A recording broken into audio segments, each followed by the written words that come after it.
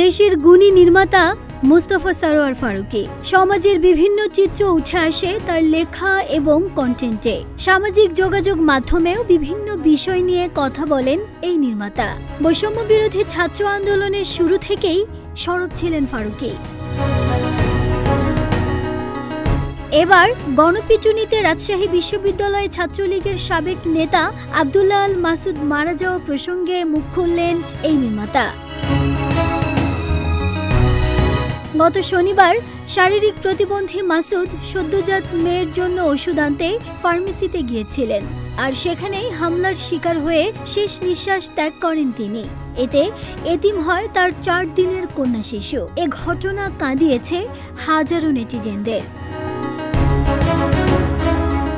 এদিকে ঘটনাটি নিয়ে সামাজিক যোগাযোগ মাধ্যমে অনেকেই কথা বলছেন।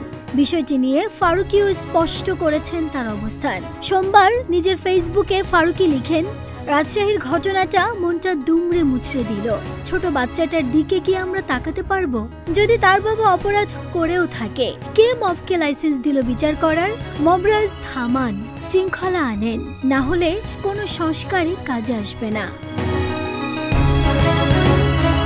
এই নির্মাতা আরো লিখেন, আমি জানি পুলিশ বাহিনীকে দুর্বল করে দেয়া হয়েছে, কিন্তু এর সমাধানের পথে তো হাঁটতে হবে।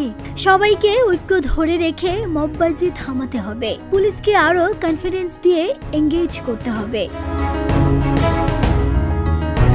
সবশেষ ফারুকী বলেন, বিপ্লবের কৃতিত্ব কার? কে ক্রিম খাবে?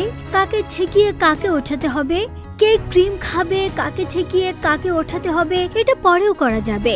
এখন এটা নিয়ে বিজি থাকলে বিশৃঙ্খলাই কেবল বাড়বে। ফ্যাসিস্ট শক্তি এটাই চায়। এখন ভাবেন, তার চাও পূরণ করবেন নাকি ইফেক্টিভ সরকার কায়েম করবেন? আপনারা যারা এসব করছেন তাদের উদ্দেশ্যে বলি, এসবের মধ্য দিয়ে আপনারা যে ভয়ানক অপরাধী করছেন তা নয়। একই সাথে দেখেন, আপনারা সবাইকে কোনো আলাপে ব্যস্ত করে দিচ্ছেন, অথচ আমাদের আলাপ হওয়ার কথা ছিল ফ্যাসিস্ট শক্তির অপকর্মের শ্বেতপত্র, রিফর্ম এবং জনগণের অংশগ্রহণে একটা কার্যকর গণতন্ত্র। এদিকে ফারুকীর ওই পোস্টে মন্তব্য করেছেন ভিন্ন ভিন্ন মতাদর্শের দর্শকরা। মাহমুদ আকর নামে একজন লিখেছেন, একই অবস্থা সারা দেশে। চাঁদা না দিলে মামলার আসামি, প্রতিটি মামলায় আসামি আছে 1 থেকে 200। এটা করা হয়েছে চাঁদাবাজির জন্য। আওয়ামী লীগ 15 বছরে যে চাঁদাবাজি করেছে, বিএনপি 1 মাসে তা করছে। কোনো রাগঢাকি যেন নেই।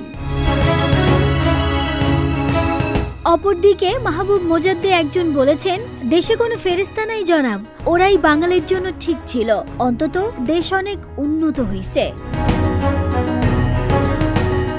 ডেস্ক রিপোর্ট, প্রতিদিনের বাংলাদেশ।